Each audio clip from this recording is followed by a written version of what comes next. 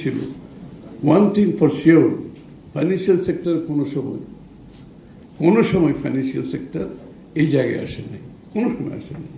কারণ আমরা বাংলাদেশ ব্যাংকের গভর্নর আমাদের দলের লোক কোনো সময় দিইনি। আমরা এসিসি চেয়ারম্যান, কিন্তু আমাদের এই জন্য ক্যাপিটাল মার্কেটে কোনো দিন প্রবলেম হয়নি। এসিসি চেয়ারম্যান কোনোদিন দলীয় লোকজন দিই নাই। কারণ যেখানে ফিনান্সিয়াল সেক্টর সেন্সিটিভিটি থাকবে, এখানে তো পলিটিক্স কাজ করতে পারবে। This is the market, you have to respect the market. এই জন্য আমাদের 60,000 কোটি টাকা যে এটার ক্রাইটেরিয়া ফুলফিল যারা করবে তাদেরকে দেওয়া হবে, তার বাইরে দেওয়া হবে না। এখানে পলিটিক্যাল ইনফ্লুয়েন্সে কোনো লোন দেওয়া হবে না, আই ক্যান অ্যাসিওর ইউ। যারা ক্রাইটেরিয়া ফুলফিল করবে তাদেরকে দেওয়া হবে, এবং ইট উইল বি ইউজড। অনেকে ধারণা হচ্ছে এটা বোধহয় আবার এখানে হবে। সুতরাং এসএমইর বেলায় আমাদের ক্ষুদ্র মাঝারি এসএমইর থেকে আবার একটা অ্যাড হয়েছে, কি যেন স্মল মিডিয়াম সিএসএমই, হ্যাঁ। সো হ্যাঁ, কটেজের মাইক্রো এবং কটেজের জন্য আমরা কিন্তু আরেকটা প্রোগ্রাম নিয়েছি, অ্যানাদার প্রোগ্রাম। সেটা হচ্ছে creative economy. This is a new concept we have develop. যে লোকগুলো ইকোনমির বাইরে সবসময় থেকে গেছে, আমাদের গ্রামে গঞ্জে যারা আমাদের আর্টিজেন্সরা আছে, কামার কুমার থেকে শুরু করে আমাদের কুটির শিল্পে যারা আছে, আমাদের তাঁতি যারা আছে, যারা ইকোনমিতে আমাদের শীতল পাটি করে, বরিশালে শতরঞ্জি করে, তারপরে আমাদের নকশিকাতা করে, আরও বহু প্রোডাক্ট আছে যাদেরকে আমরা ইকোনমিক মেইন স্ট্রিমে আনতে পারি না বিগত দিনে। সো উই হ্যাভ প্যাকেজড আমাদের sports economy. Sports is also an economy. আমাদের entertainment economy, theatre is an economy, film is an economy, music is an economy. আমরা কিন্তু এগুলোকে সবসময় বাইরে রাখছি। আমরা কোনো প্ল্যাটফর্ম দিই না, কোনো সাপোর্ট দিই না এগুলো গ্রো করার জন্য। এখন আমরা যেটা করছি সেটা আমরা এটার জন্য অলরেডি ইয়ারমার্ক করছি, বাজেট করেছি, যে এদেরকে আমরা যেখানে যার ঋণের প্রয়োজন আছে তাদেরকে ঋণ দেওয়া হবে, যাদের স্কিলের দরকার আছে স্কিল দেওয়া হবে, যাদের ডিজাইনিং সাপোর্ট দরকার আছে তাদেরকে আমরা ডিজাইনিং সাপোর্ট দিচ্ছি। We have a pool of designers যারা এই সব কাজে, তাদেরকে ডিজাইনিং সাপোর্ট দেবে, ব্র্যান্ডিং দেবে, মার্কেটিং, অনলাইন, তারা যাতে যেভাবে বাইরে থেকে হচ্ছে ওয়ার্ল্ড ওয়াইড এখন, যে so he knows inside out of the capital market. এবং এইটার কারণে আমাদের যেটা হচ্ছে এখন, আমরা শুধুমাত্র এখানে ক্যাপিটাল মার্কেট না, আমরা গ্লোবাল ফান্ড ম্যানেজাররা এগিয়ে আসছে। তো science are very good, global fund manager এগিয়ে আসছে এখানে। ইতিমধ্যে আমরা, আপনারা দোয়া করেন, আমরা হংকংয়ে বাংলাদেশ একটা ডেডিকেটেড ফান্ড করতেছি $2 billion. This is equity, not loan. এই যে লোনের কথা বলা, not loan, this is equity. $2 billion Bangladesh dedicated fund আমরা ইনশাল্লাহ হংকংয়ে ফ্লোট করতে যাচ্ছি। আরও ইন্টারেস্ট, আমরা আরও অন্যান্য বন্ডগুলো করতে যাচ্ছি।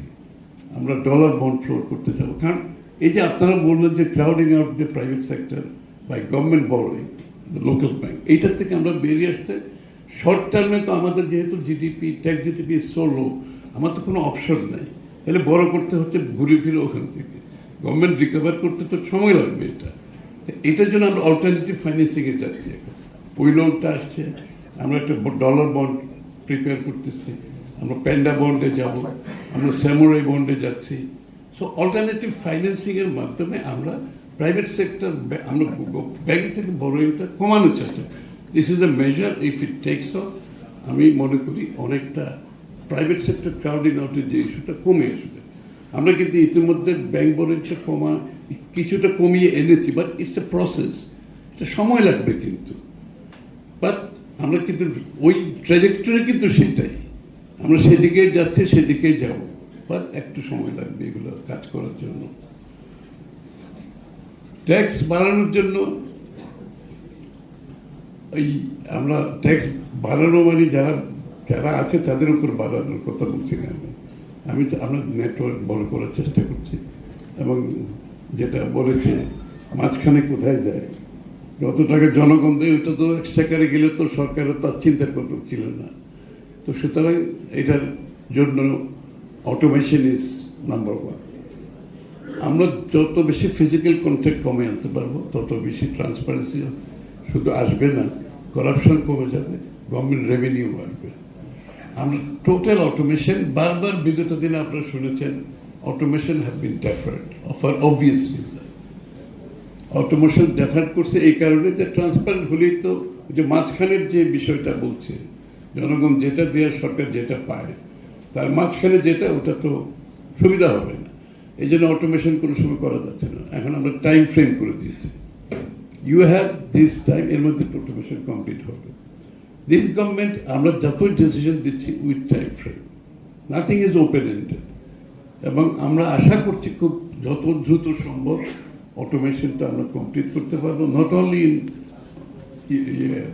এনবিআর না, শুধু ট্যাক্সেশন সিস্টেমে না, আমরা পোর্ট সিস্টেমে, যাতে যেখানে যেখানে যে প্রয়োজন, আবার ন্যাশনাল একটা প্রেসিডেন্ট সাহেব বলেছেন ন্যাশনাল আইডি কার্ড, যেটা ওয়ান ওয়ালেট ওয়ান সিটিজেন, এটা আমরা করতে যাচ্ছি। আমরা টোটাল ডিজিটালাইজেশনের প্রসেসে যাচ্ছি। ক্যাশলেসের জন্য আমরা শুরু করেছি প্রসেস, যে কিউআর কোড দিয়ে শুরু করেছি, ডিজিটাল স্টার্টেড, ক্যাশলেসের দিকে যাচ্ছি। So this will all together, এটার সাথে সাথে ডিজিটাল যে ইকোনমিটা আছে এখানে আমরা অনেক বেশি জোর দিচ্ছি। এগেইন ডিজিটাল ইকোনমিতে যে এমপ্লয়মেন্টের আমাদের প্রসপেক্ট আছে, এটা আমরা 10 লক্ষের মতো হিসাব করেছি, এবং এইটার জন্য যে প্রয়োজনীয়তা আছে, এগেইন আমাদের ডিজিটাল আইটি সেক্টরে যে কাজ করতেন, he is also very very talented, very exposed to global, মাইক্রোসফটের very senior person, he knows what he is doing. তো এইখানে আমরা পুরো বিষয়টাকে digital national wide government service digitalization and digital ইকোনমিতে এআই সহ বাংলাদেশের যে প্রসপেক্ট আছে ইজ এ হিউজ প্রসপেক্ট। আমরা এটা কাজ করছি ইনশাআল্লাহ। যারা আপনারা ওই ওয়ার্ল্ডে আছেন, ওই ব্যবসাতে আছেন, আপনারা আই থিঙ্ক ইউ শুড সবাই এখান থেকে বেনিফিটেড হবেন আমি বিশ্বাস করি। আমরা এনার্জি, সিমলেস এনার্জি, রোবাস্ট ইন্টারনেটের উপর জুড়ছি। ইন্টারনেট রোবাস্ট না হলে আমরা ডিজিটাল ইকোনমি সাকসেসফুল হবে না কিন্তু। তো সুতরাং এই জায়গাটাই কাজ হচ্ছে, বিস্তারিত আপনারা সময়ের সাথে দেখতে পাবেন এই কাজগুলো হচ্ছে। কিছু বাকি থাকলে ওটা কি আর, অনেক কিছু বাকি আছে, বলতে গেলে তো অনেক সময়ের দরকার।